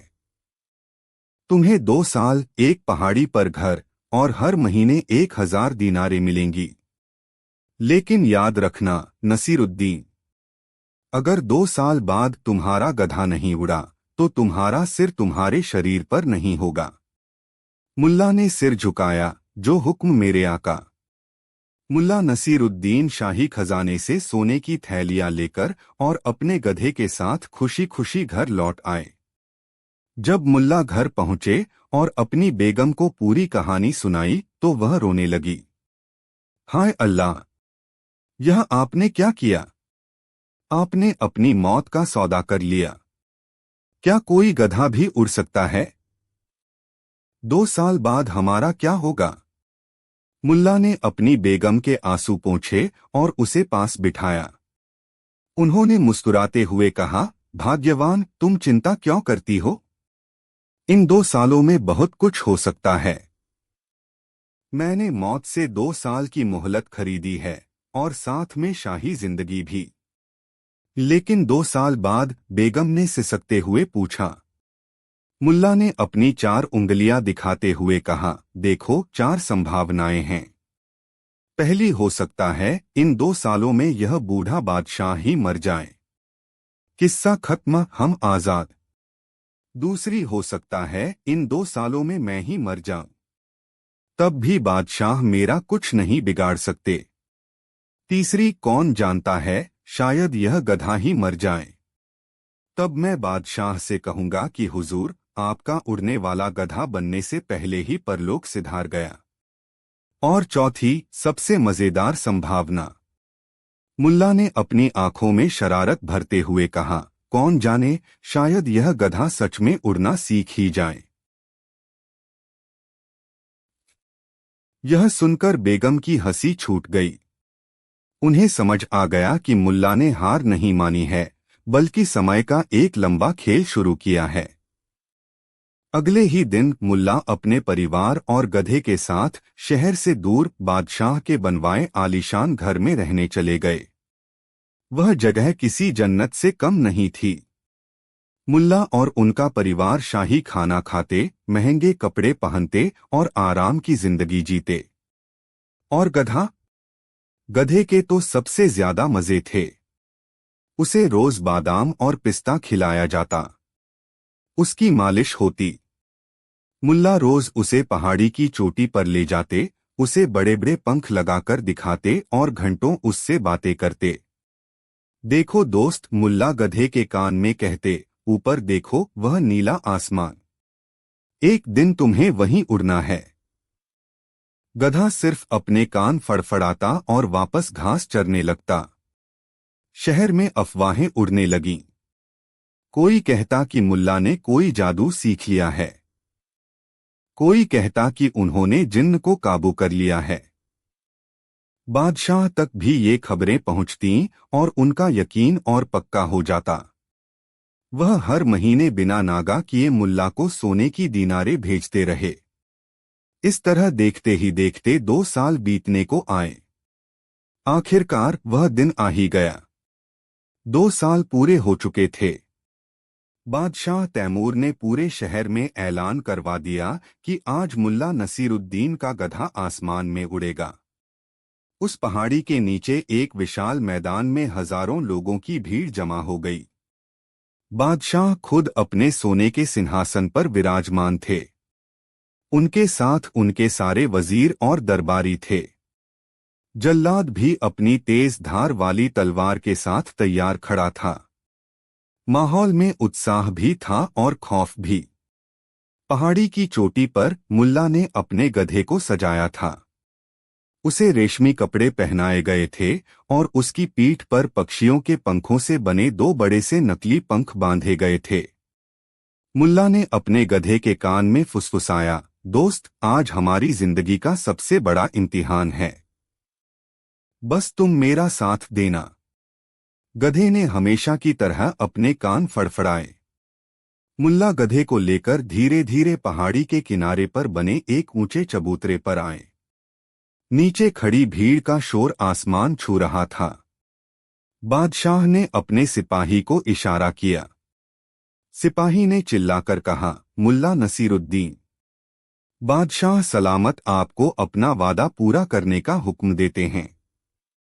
मुल्ला ने भीड़ और बादशाह की ओर देखा, हाथ जोड़कर सिर झुकाया और बोलना शुरू किया। उनकी आवाज में गजब का आत्मविश्वास था। ऐ मेरे महान बादशाह और प्यारे शहरवासियों, इन 2 सालों में मैंने और मेरे इस गधे ने बहुत मेहनत की है। उड़ने की कला सीखना आसान नहीं है। इसके लिए सिर्फ पंख नहीं, बल्कि एक पवित्र आत्मा और महान इरादों की जरूरत होती है। भीड़ खामोशी से सुन रही थी। मुल्ला ने आगे कहा, मैंने इस गधे को उड़ने के सारे गुर सिखा दिए हैं। मैंने इसे भौतिकी के नियम, हवा के दबाव का विज्ञान और पंख फड़फड़ाने की सही तकनीक, सब कुछ सिखाया है। लेकिन एक आखिरी सबक बाकी है, जो यह मेरे बिना नहीं सीख सकता। बादशाह ने अधीर होकर पूछा, कैसा सबक मुल्ला? मुल्ला ने बड़ी गंभीरता से कहा, हुजूर, यह सबक है इंसानियत का। मैंने इसे उड़ना तो सिखा दिया, लेकिन इसे यह नहीं सिखा पाया कि इंसानों की भाषा कैसे समझी जाती है। यह अभी भी सिर्फ गधों की भाषा समझता है। यह उड़ने के लिए तैयार है, लेकिन इसे हुक्म देने के लिए एक ऐसे व्यक्ति की जरूरत है जो इसकी भाषा बोल सके। यह सुनकर बादशाह और दरबारी सोच में पड़ गए। तो अब क्या होगा? बादशाह ने पूछा। मुल्ला ने सिर झुकाकर कहा, आलमपनाह, आपको ही इसे हुक्म देना होगा, लेकिन अपनी भाषा में नहीं, इसकी भाषा में। गधे की भाषा? बादशाह हैरान थे। वह क्या होती है? मुल्ला ने बड़ी मासूमियत से जवाब दिया, ढेंचू ढेंचू जहांपना। आपको चबूतरे पर आकर इसके कान में जोर से ढेंचू ढेंचू करके उड़ने का आदेश देना होगा। आपकी शाही आवाज सुनकर यह फौरन आसमान में उड़ जाएगा। अब दरबार में जो सन्नाटा छाया वह देखने लायक था। बादशाह तैमूर, जिसने दुनिया को अपनी उंगलियों पर नचाया था, उसे हजारों लोगों के सामने एक गधे के कान में ढेंचू ढेंचू करने के लिए कहा जा रहा था। यह उसकी शान के खिलाफ था। यह उसका सबसे बड़ा अपमान था। वह गुस्से से लाल हो गए। नसीरुद्दीन, तुम्हारी यह मजाक, तुम हमसे मजाक करते हो? मुल्ला ने तुरंत हाथ जोड़ लिए। नहीं हुजूर, गुस्ताखी माफ। यह मजाक नहीं, यह इस कला का अंतिम चरण है। अगर आप ऐसा नहीं करेंगे तो मेरी 2 साल की मेहनत बेकार चली जाएगी। मैंने अपना काम कर दिया, अब बाकी आपके हाथ में है। बादशाह एक दुविधा में फंस गए। अगर वह ढेंचू ढेंचू करते हैं तो उनकी इज्जत मिट्टी में मिल जाएगी। अगर वह नहीं करते तो उनका उड़ने वाले गधे का सपना टूट जाएगा और लोग कहेंगे कि बादशाह अपनी ही वजह से यह चमत्कार देखने से चूक गए। बादशाह तैमूर ने सिंहासन से उठकर मुल्ला को घूरकर देखा। वह समझ गए कि मुल्ला ने उन्हें अपनी ही चाल में फंसा लिया है। उन्होंने अपनी हार मान ली। उन्होंने अपनी तलवार निकाली और गुस्से में हवा में लहराते हुए कहा, नसीरुद्दीन, हम समझ गए। तुम हमें बेवकूफ बना रहे थे। हम तुम्हें अभी मौत के घाट उतार देते। मुल्ला जरा भी नहीं घबराए। उन्होंने शांति से कहा, बेशक उतार दीजिए जहांपना। लेकिन फिर दुनिया यही कहेगी कि बादशाह तैमूर इतने घमंडी थे कि उन्होंने एक छोटे से शब्द ढेंचू ढेंचू के लिए एक उड़ने वाला गधा खो दिया। आपकी सल्तनत के इतिहास में यह लिखा जाएगा कि आप चमत्कार से बस एक कदम दूर थे, लेकिन आपके अहंकार ने आपको रोक लिया। यह सुनना था कि बादशाह के हाथ से तलवार छूट गई। वह निःशब्द हो गए। मुल्ला ने उनकी सबसे कमजोर नस, उनके अहंकार और उनकी ऐतिहासिक छवि पर वार किया था। बादशाह कुछ देर चुप रहे, फिर एक गहरी सांस लेकर बोले, तुम जीत गए नसीरुद्दीन। तुम्हारी बुद्धि के आगे हमारी तलवार भी हार गई। जाओ, हमने तुम्हारी जान बख्श दी और यह गधा और वो सारा पैसा भी तुम्हारा हुआ। लेकिन आज के बाद हमारी नजरों से दूर हो जाओ। मुल्ला नसीरुद्दीन ने सिर झुकाया, अपने गधे की रस्सी पकड़ी और उस भीड़ के बीच से शान से चलते हुए घर लौट आए। तो दोस्तों, यह थी कहानी कि कैसे मुल्ला ने अपने गधे को उड़ना सिखाया, या यूं कहें कि कैसे उन्होंने एक अहंकारी बादशाह को जमीन पर रहना सिखाया। यह कहानी हमें कई गहरी बातें सिखाती है। समय सबसे बड़ा हथियार है। जब हालात आपके खिलाफ हों तो सीधे टकराने की बजाय समय हासिल करने की कोशिश करें, जैसा मुल्ला ने किया, 2 साल की मोहलत लेकर। बुद्धि बल से बड़ी है। मुल्ला ने तलवार का जवाब अपनी बुद्धि से दिया। उन्होंने बादशाह को ऐसी स्थिति में डाल दिया जहां बादशाह के पास हार मानने के अलावा कोई चारा नहीं था। असंभव को संभव बनाना। कहानी का सार यह नहीं है कि गधा उड़ाया नहीं, सार यह है कि मुल्ला ने एक असंभव स्थिति को अपने लिए संभव बना लिया। उन्होंने न केवल अपनी जान बचाई बल्कि दौलत भी कमाई।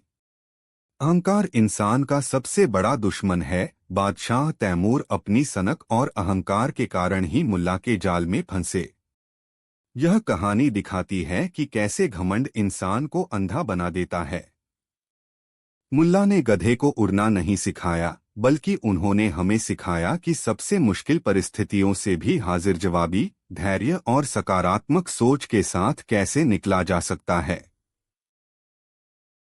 कहानी 5। पुराने समय की बात है। मध्य एशिया के एक छोटे और खुशहाल कस्बे में मुल्ला नसीरुद्दीन रहते थे। मुल्ला नसीरुद्दीन को दुनिया उनके अजीबोगरीब कारनामों, तीखी बुद्धि और कभी-कभी अपनी मासूम मूर्खता के लिए जानती थी। लेकिन मुल्ला की कहानी तब तक अधूरी थी जब तक उसमें उनके उस प्रिय गधे का जिक्र न हो। मुल्ला का गधा कोई साधारण जानवर नहीं था। गांव वाले कहते थे कि गधे की संगत में रहते रहते मुल्ला थोड़े गधे हो गए हैं और मुल्ला की संगत में रहते रहते गधा थोड़ा दार्शनिक हो गया है। दोनों के बीच एक मूक संवाद था। गधा अक्सर अपनी मर्जी का मालिक था। जब मुल्ला उसे चलने को कहते तो वह खड़ा हो जाता और जब मुल्ला रुकने को कहते तो वह भागने लगता। फिर भी मुल्ला को उस गधे से बेइंतहा लगाव था। वह गधा न केवल उनकी सवारी था बल्कि उनके सुख दुख का साथी भी था। एक सुहावनी सुबह मुल्ला नसीरुद्दीन ने शहर के बाजार जाने का फैसला किया। घर में कुछ जरूरी सामान खत्म हो गया था और मुल्ला की बेगम ने उन्हें सख्त हिदायत दी थी कि शाम तक सामान लेकर घर लौटना है, वरना खैर नहीं। मुल्ला ने अपनी पुरानी पगड़ी ठीक की, अपने फटे हुए जूतों को झाड़ा और बाड़े में जाकर गधे की पीठ थपथपाई। क्यों भाई, आज शहर चलने का इरादा है या यहीं खड़े रहकर घास चबानी है? मुल्ला ने गधे से पूछा। गधे ने एक बार कान फड़फड़ाए और रेंगकर अपनी सहमति या शायद असहमति जता दी। खैर, मुल्ला जैसे तैसे गधे पर सवार हुए और शहर की ओर चल पड़े। रास्ता लंबा था और धूप तेज थी। मुल्ला अपने ही ख्यालों में खोए हुए थे। कभी वे सोचते कि दुनिया गोल क्यों है, तो कभी सोचते कि अगर इंसान के पास पंख होते तो गधे की जरूरत ही क्या थी। इन्हीं उलझुल ख्यालों में डूबे मुल्ला शहर के बाजार तक पहुंच गए। शहर का बाजार खचाखच भरा हुआ था। हर तरफ शोर शराबा था। कहीं मसाले बिक रहे थे तो कहीं रेशमी कपड़े। दुकानदारों की चिल्लाने की आवाजें और ग्राहकों की मोलभाव करने की आवाजें मिलकर एक अजीब सा संगीत बना रही थीं। मुल्ला नसीरुद्दीन बाजार के बीचों बीच एक चाय की दुकान के पास रुके। उन्हें चाय की तलब लग रही थी। उन्होंने गधे से नीचे उतरते हुए सोचा, इसे कहाँ बांधूं? पास ही एक पुराना पेड़ था। मुल्ला ने गधे की रस्सी को पेड़ की एक पतली सी टहनी से लापरवाही से लपेटा। उनके दिमाग में तो बस चाय और दोस्तों के साथ गपशप चल रही थी। उन्होंने गधे की तरफ देखा और कहा, मेरे दोस्त, तुम यहीं रुको, मैं अभी चाय पीकर आता हूं। खबरदार जो यहां से हिले भी। गधे ने अपनी बड़ी बड़ी आंखों से मुल्ला को देखा, मानो कह रहा हो, तुम्हें मुझ पर भरोसा है या उस पतली टहनी पर? लेकिन मुल्ला ने उस मूक चेतावनी को अनसुना कर दिया और चायखाने में घुस गए। चायखाना शहर के बुद्धिजीवियों और बेकार बैठे लोगों का अड्डा था। जैसे ही मुल्ला अंदर दाखिल हुए, लोगों ने उन्हें घेर लिया। आइए मुल्ला साहब, तशरीफ रखिए। आज कौन सा नया किस्सा लेकर आए हैं? एक व्यक्ति ने पूछा। मुल्ला को तो बस मौका चाहिए था। वे शुरू हो गए। बातों बातों में वक्त का पता ही नहीं चला। एक प्याली चाय 2 में बदली और 2 प्याली 4 में। मुल्ला ने राजनीति से लेकर धर्म तक और पड़ोसी की बिल्ली से लेकर बादशाह के महल तक हर विषय पर अपनी राय दे डाली। घंटों बीत गए। सूरज ढलने लगा था। अचानक मुल्ला को याद आया, अरे बेगम ने सामान मंगवाया था और गधा बाहर खड़ा है। वे हड़बड़ाकर उठे। माफ करना दोस्तों, बातों में वक्त का पता ही नहीं चला। मेरा गधा बाहर इंतजार कर रहा होगा, उसे भूख लगी होगी। मुल्ला तेजी से चायखाने से बाहर निकले और उस पेड़ की ओर लपके जहां उन्होंने अपना गधा छोड़ा था। जब मुल्ला पेड़ के पास पहुंचे तो उनके पैरों तले जमीन खिसक गई। पेड़ तो वहीं था, वह पतली टहनी भी वहीं थी, लेकिन गधा गायब था। सिर्फ रस्सी का एक छोटा सा टुकड़ा टहनी पर लटका हुआ था, जिसे शायद किसी ने काट दिया था या गधे ने खुद तोड़ दिया था। मुल्ला ने इधर देखा, उधर देखा। अरे भाई, मेरा गधा देखा क्या? उन्होंने पास से गुजरते एक आदमी से पूछा। आदमी ने सिर हिलाया, नहीं मुल्ला जी, यहाँ तो बहुत से गधे हैं, आपका कौन सा था? मुल्ला ने झुंझलाकर कहा, अरे वही, जिसके 2 कान थे, एक पूंछ थी और जो दुनिया का सबसे समझदार गधा था। आदमी हंसते हुए आगे बढ़ गया। मुल्ला का दिल जोर जोर से धड़कने लगा। गधा सिर्फ जानवर नहीं था, वह एक संपत्ति थी। गरीब मुल्ला के लिए गधा खोना मतलब अपनी टांगे खोने जैसा था। और उससे भी बड़ा डर, घर जाकर बेगम को क्या जवाब देंगे? मुल्ला बाजार की गलियों में पागलों की तरह दौड़ने लगे।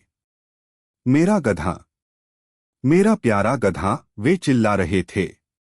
वे सब्जी मंडी गए, वहां गधा नहीं था।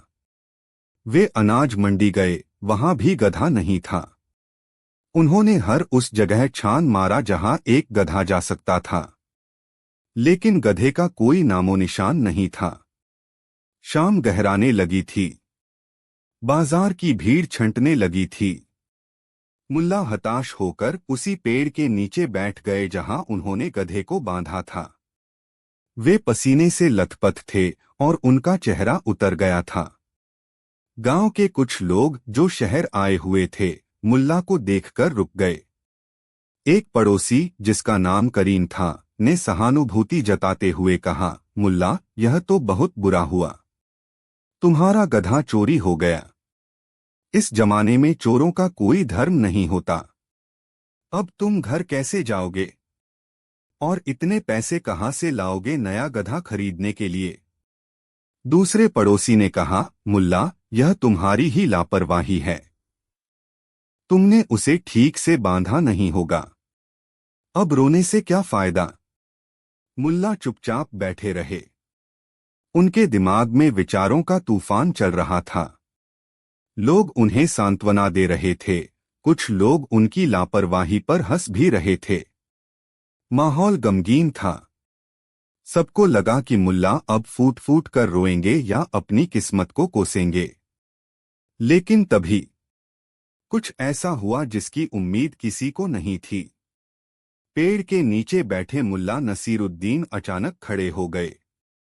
उनके चेहरे से उदासी गायब हो गई। उनकी आंखों में एक अजीब सी चमक आ गई। उन्होंने आसमान की तरफ हाथ उठाए, एक गहरी सांस ली और जोर जोर से चिल्लाने लगे, या अल्लाह, तेरा लाख लाख शुक्र है। तेरा बहुत बड़ा एहसान है मुझ पर।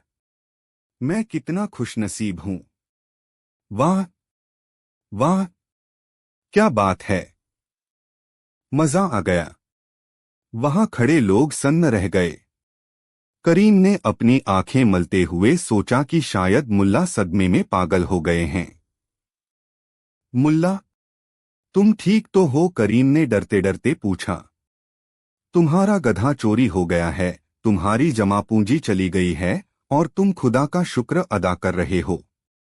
तुम जश्न मना रहे हो? मुल्ला ने नाचना शुरू कर दिया।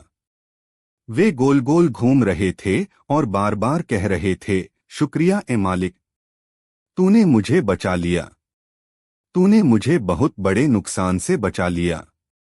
बाजार के बाकी लोग भी तमाशा देखने के लिए जमा हो गए।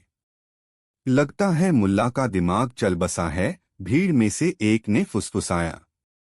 गधा जाने का गम बर्दाश्त नहीं कर पाए, दूसरे ने कहा। लेकिन मुल्ला किसी की नहीं सुन रहे थे। वे एक ऊंचे चबूतरे पर चढ़ गए और भीड़ को संबोधित करते हुए बोले, ऐ नादान लोगों, तुम मुझे दया की नजरों से क्यों देख रहे हो? तुम मेरे नुकसान पर रो रहे हो, लेकिन मैं अपने फायदे पर खुश हो रहा हूं। भीड़ में खामोशी छा गई।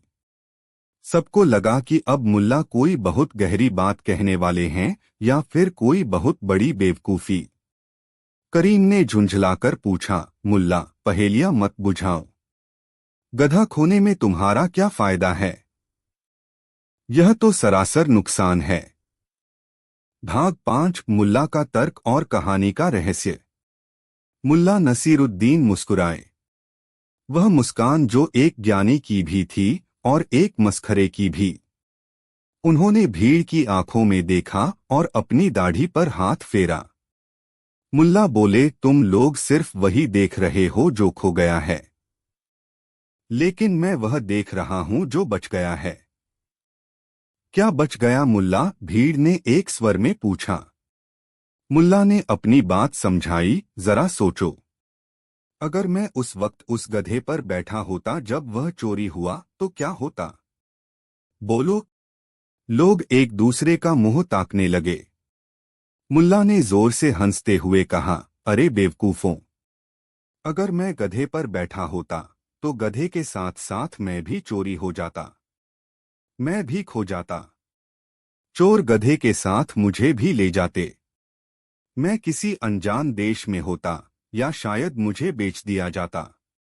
मुल्ला ने फिर आसमान की तरफ देखा और हाथ जोड़ लिए, इसलिए मैं ऊपर वाले का शुक्र अदा कर रहा हूं कि उस वक्त मैं गधे के ऊपर नहीं था। गधा गया तो गया, कम से कम मैं तो बच गया। गधा फिर खरीदा जा सकता है, लेकिन मुल्ला नसीरुद्दीन का कोई दूसरा संस्करण एडिशन इस दुनिया में नहीं है। भीड़ कुछ पल के लिए स्तब्ध रह गई। मुल्ला का तर्क इतना अजीब और टेढ़ा था कि किसी के पास उसका कोई जवाब नहीं था। यह तर्क मूर्खतापूर्ण था, लेकिन इसमें एक अजीब किस्म की सकारात्मकता, पॉजिटिविटी भी थी।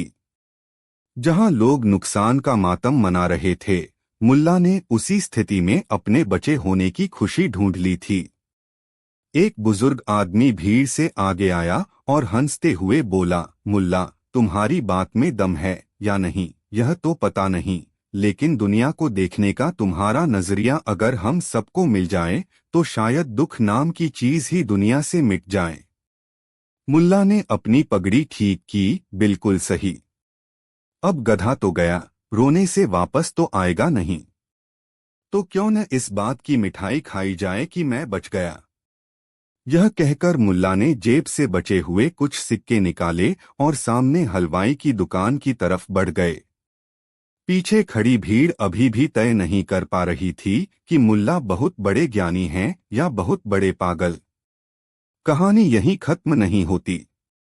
मुल्ला मिठाई खाकर पैदल ही अपने गांव की तरफ चल पड़े। रास्ता लंबा था और अब सवारी भी नहीं थी, लेकिन मुल्ला की चाल में एक मस्ती थी। वे गुनगुनाते हुए जा रहे थे। जब वे घर पहुंचे तो रात हो चुकी थी। बेगम दरवाजे पर ही इंतजार कर रही थीं। खाली हाथ और पैदल मुल्ला को देखकर बेगम का पारा चढ़ गया। गधा कहाँ है और सामान कहाँ है? बेगम ने कड़कदार आवाज में पूछा। मुल्ला ने बड़ी मासूमियत से जवाब दिया, बेगम, आज एक बहुत बड़ा हादसा होते होते टल गया। बेगम घबरा गईं, क्या हुआ? मुल्ला बोले, आज मेरा गधा चोरी हो गया। बेगम ने अपना माथा पीट लिया, हाय मेरा गधा, तुम कितने लापरवाह हो। मुल्ला ने तुरंत कहा, अरे भाग्यवान, शुक्र मनाओ, खुशियां मनाओ। बेगम ने गुस्से में कहा, गधा चोरी होने पर खुशियां मनाऊं? मुल्ला ने वही तर्क दोहराया, अगर मैं उस गधे पर बैठा होता तो मैं भी चोरी हो जाता। फिर तुम क्या करती? कम से कम तुम्हारा शौहर तो सही सलामत वापस आ गया है। बेगम कुछ पल मुल्ला को घूरते रहीं। फिर उनकी हंसी छूट गई। उन्हें समझ आ गया कि इस आदमी के साथ माथापच्ची करने का कोई फायदा नहीं है। मुल्ला हर मुसीबत में हंसने का बहाना ढूंढ ही लेते हैं। मुल्ला ने उस रात चैन की नींद सोई। न गधे के जाने का गम, न कल की चिंता। निष्कर्ष, दी मोरल आउटरो फॉर यूट्यूब। तो दोस्तों, यह थी मुल्ला नसीरुद्दीन की कहानी।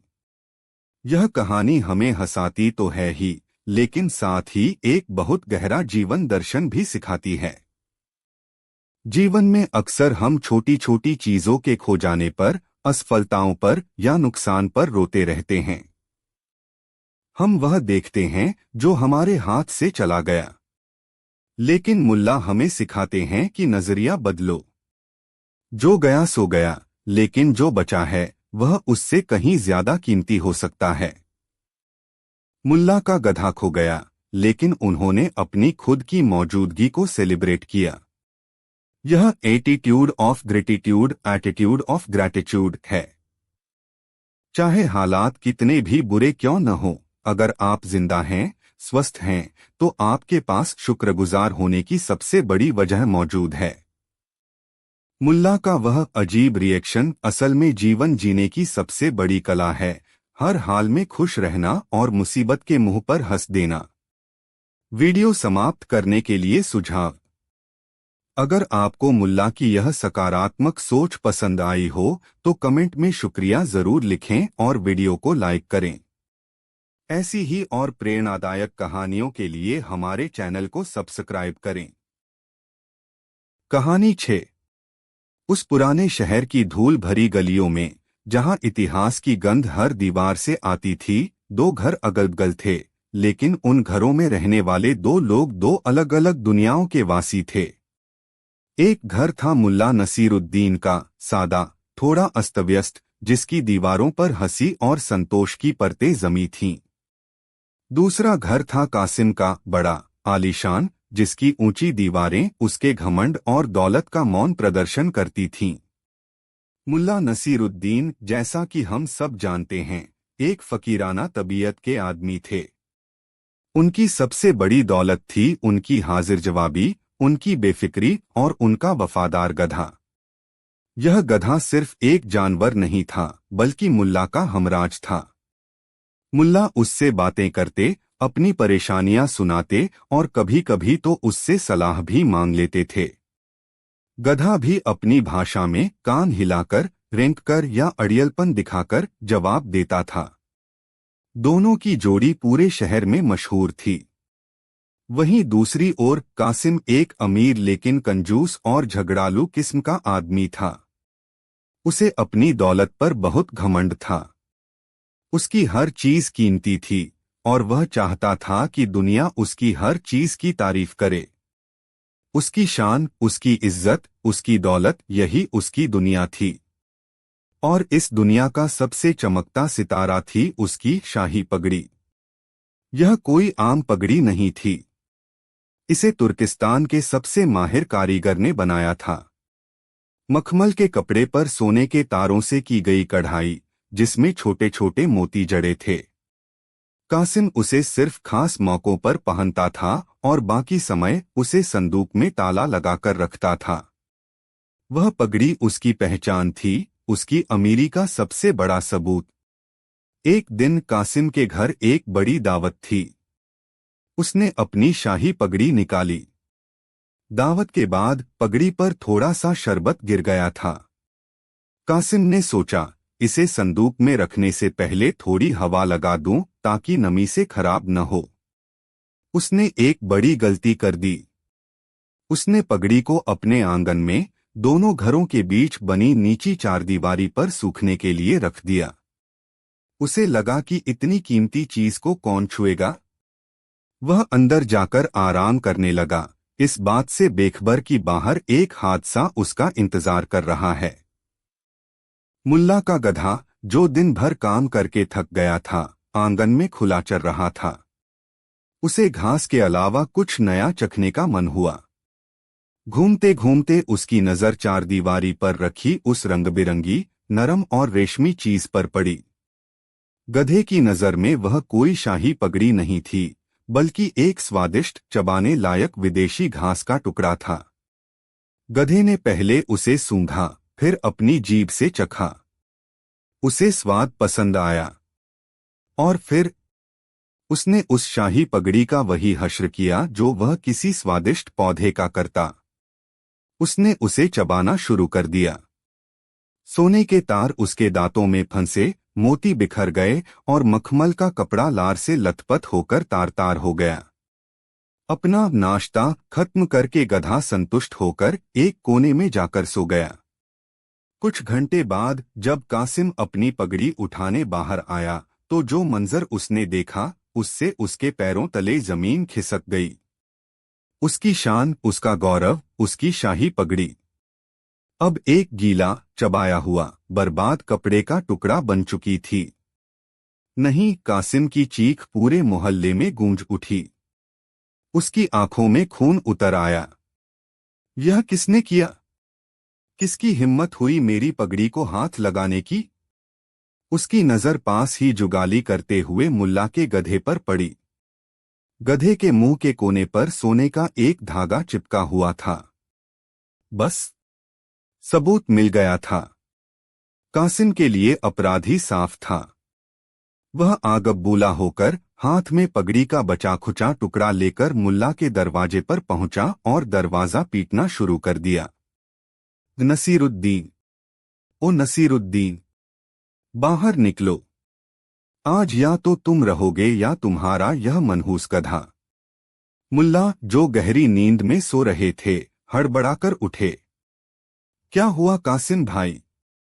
आधी रात को इतना शोर क्यों मचा रहे हो? क्या घर में डाकू घुस आए हैं? मुल्ला ने दरवाजा खोलते हुए पूछा।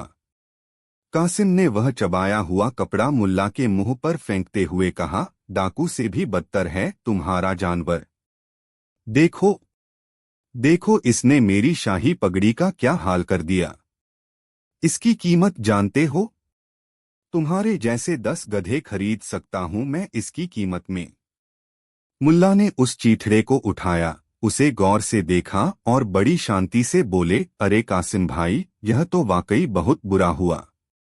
तुम्हारी पगड़ी तो सचमुच बहुत खूबसूरत थी। कासिम को लगा मुल्ला उसकी बात समझ गया है। वह थोड़ा नरम होकर बोला, बुरा हुआ नसीरुद्दीन, यह तबाही है। अब तुम्हें इसका हर्जाना देना होगा। हर्जाना? मुल्ला ने मासूमियत से पूछा। कैसा हर्जाना? कैसा हर्जाना मतलब? तुम्हारे गधे ने मेरी पगड़ी खाई है तो हर्जाना भी तुम ही दोगे। मुझे मेरी पगड़ी की पूरी कीमत चाहिए। पूरे 500 दीनार, कासिम ने चिल्लाकर कहा। मुल्ला की आंखें फैल गईं।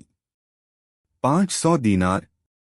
कासिम भाई, मेरे पूरे घर को बेच दोगे तब भी 5 दीनार नहीं निकलेंगे। 500 तो बहुत दूर की बात है। तो फिर अपना यह गधा मुझे दे दो, कासिम ने फैसला सुनाया। मैं इसे बेचकर अपने नुकसान की भरपाई करूंगा। यह सुनते ही मुल्ला का चेहरा बदल गया। मजाक और शांति की जगह अब एक दृढ़ता आ गई। कासिम, बाकी सब ठीक है, लेकिन मेरे गधे पर आंख मत उठाना। यह मेरा दोस्त है, मेरा परिवार है।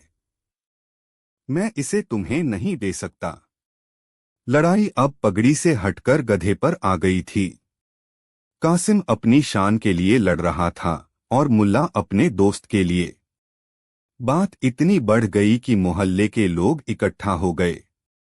शोर सुनकर सब अपनी अपनी छतों और दरवाजों से झांकने लगे। मैं कल सुबह शहर के काजी के पास जाऊंगा, वहीं फैसला होगा, कासिम ने धमकी दी और गुस्से में पैर पटकता हुआ अपने घर चला गया। मुल्ला ने एक गहरी सांस ली, अपने आंगन में सो रहे गधे की पीठ थपथपाई और बोले, दोस्त, लगता है कल का दिन हम दोनों के लिए बहुत भारी होने वाला है।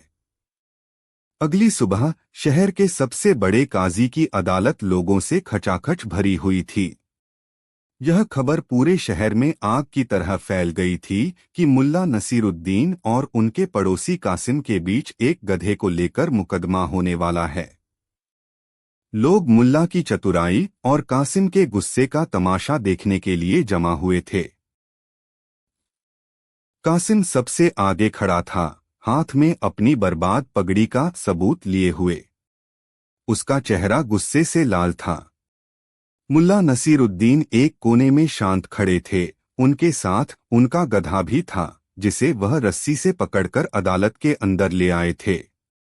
गधे को अदालत में देखकर लोग हंसने लगे। काजी साहब, जो एक गंभीर और न्यायप्रिय व्यक्ति थे, ने कार्यवाही शुरू की। कासिम, अपनी शिकायत बयां करो। कासिम ने अपनी दुखभरी कहानी सुनानी शुरू की। उसने अपनी पगड़ी की शान, उसकी कीमत और उसकी अहमियत का ऐसा भावुक वर्णन किया कि कुछ देर के लिए लगा जैसे किसी इंसान का कत्ल हो गया हो। फिर उसने मुल्ला के गधे को खूनी जानवर और समाज के लिए खतरा बताते हुए कहा, हुजूर, इस जानवर ने मेरी इज्जत को चबा डाला है। मुझे इंसाफ चाहिए। मुझे या तो मेरी पगड़ी की कीमत 500 दीनार दिलवाई जाए या फिर यह गधा मुझे सौंप दिया जाए। सबूत के तौर पर उसने वह चबाई हुई पगड़ी काजी के सामने रख दी। काजी ने मुल्ला की तरफ देखा। नसीरुद्दीन, क्या तुम पर लगा यह इल्जाम सही है? क्या तुम्हारे गधे ने ही कासिम की पगड़ी को बर्बाद किया है? सारी अदालत की निगाहें मुल्ला पर टिक गईं। सबको उम्मीद थी कि मुल्ला कोई चतुराई भरी बात कहकर इल्जाम से इनकार कर देंगे। लेकिन मुल्ला ने सबको हैरान करते हुए कहा, हुजूर, मैं इस बात से इनकार नहीं करूंगा। बहुत मुमकिन है कि मेरे गधे ने ही यह काम किया हो। आखिर वह एक जानवर है, उसे मखमल और घास में फर्क कहाँ पता। कासिम की आंखों में जीत की चमक आ गई। उसने सोचा, आज तो मुल्ला फंस गया। काजी ने कहा, जब तुम अपना जुर्म कबूल कर रहे हो तो तुम्हें हर जाना तो देना ही होगा। बिल्कुल हुजूर, मुल्ला ने सिर झुकाकर कहा। मैं इंसाफ के लिए तैयार हूं।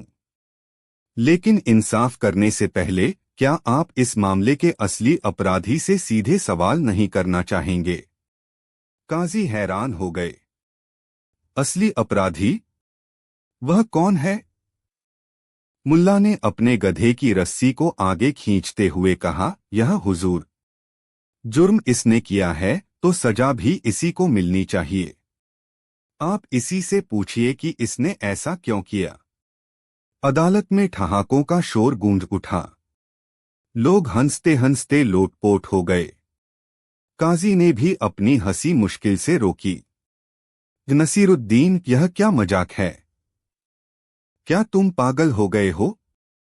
एक जानवर से कैसे सवाल किया जा सकता है? मुल्ला ने बड़ी गंभीरता से जवाब दिया, हुजूर, यही तो मेरा मुद्दा है। यही तो मेरे बचाव की दलील है। अदालत में एकदम सन्नाटा छा गया। सब मुल्ला की बात सुनने के लिए उत्सुक हो गए। मुल्ला नसीरुद्दीन ने अपनी बात आगे बढ़ाई। उनकी आवाज में अब न कोई मजाक था, न कोई डर। एक गहरी समझदारी थी। ए मेरे आका, ए इंसाफ के रखवाले, आप कहते हैं कि एक जानवर से सवाल नहीं किया जा सकता। क्यों? क्योंकि उसे अक्ल नहीं है। उसे सही और गलत का फर्क नहीं पता। उसे यह नहीं मालूम कि 500 दीनार की पगड़ी क्या होती है और 2 पैसे की घास क्या होती है। उसकी नजर में जो चीज चबाने लायक है वह उसे चबाएगा। कानून इंसानों के लिए बना है, जानवरों के लिए नहीं।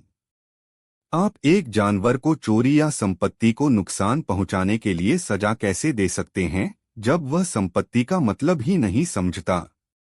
मुल्ला एक पल रुके, फिर कासिम की ओर इशारा करते हुए बोले, हुजूर, इस कहानी में एक अपराधी है, लेकिन वह मेरा बेजुबान गधा नहीं है। अपराधी वह इंसान है जिसे अक्ल दी गई है, जिसे सही और गलत का फर्क पता है। जिसे यह मालूम है कि 500 दीनार की कीमती चीज को कहाँ रखना चाहिए। मुल्ला ने काजी की आंखों में आंखें डालकर कहा, आप ही बताइए हुजूर, एक समझदार इंसान को अपनी इतनी कीमती पगड़ी एक नीची दीवार पर एक जानवर की पहुंच में रखनी चाहिए थी। यह तो ऐसा ही हुआ जैसे कोई शहद का बर्तन जंगल में खुला छोड़ दे और फिर भालू को शहद खाने के लिए दोषी ठहराए। मेरे गधे ने कोई जुर्म नहीं किया, उसने बस अपनी फितरत पूरी की। असली गलती तो कासिम भाई की है, जिन्होंने अपनी दौलत की नुमाइश करने में इतनी बड़ी लापरवाही कर दी। मुल्ला का तर्क इतना सीधा, इतना सरल और इतना शक्तिशाली था कि पूरी अदालत में सन्नाटा छा गया। जो लोग हंस रहे थे वे अब सोचने पर मजबूर हो गए थे। कासिम का चेहरा देखने लायक था। उसके पास मुल्ला की इस दलील का कोई जवाब नहीं था। वह समझ गया था कि मुल्ला ने उसी के तर्क को उसी के खिलाफ इस्तेमाल कर लिया है। काजी साहब कुछ देर तक चुपचाप बैठे रहे। फिर वे मुस्कुराए। उन्होंने अपनी कलम उठाई और फैसला लिखा। अदालत इस नतीजे पर पहुंची है कि इस मामले में गधे को दोषी नहीं ठहराया जा सकता, क्योंकि वह कानून की समझ से परे है। असली लापरवाही वादी यानी कासिम की तरफ से हुई है। इसलिए नसीरुद्दीन को कोई हर्जाना देने की जरूरत नहीं है। मुकदमा खारिज किया जाता है। तो दोस्तों, यह थी मुल्ला नसीरुद्दीन और उनके पड़ोसी की लड़ाई की कहानी। काजी का फैसला सुनकर कासिम शर्मिंदा होकर सिर झुकाए अदालत से बाहर चला गया। मुल्ला नसीरुद्दीन ने अपने गधे की पीठ थपथपाई और शान से बाहर निकले। यह कहानी सिर्फ एक हास्य कथा नहीं है। यह हमें जीवन के बहुत बड़े सबक सिखाती है। अपनी गलतियों की जिम्मेदारी लेना। कासिम अपनी लापरवाही का इल्जाम एक बेजुबान जानवर पर डाल रहा था। अक्सर हम अपनी गलतियों के लिए दूसरों को या हालात को दोष देते हैं। यह कहानी सिखाती है कि हमें पहले अपनी जिम्मेदारी को समझना चाहिए।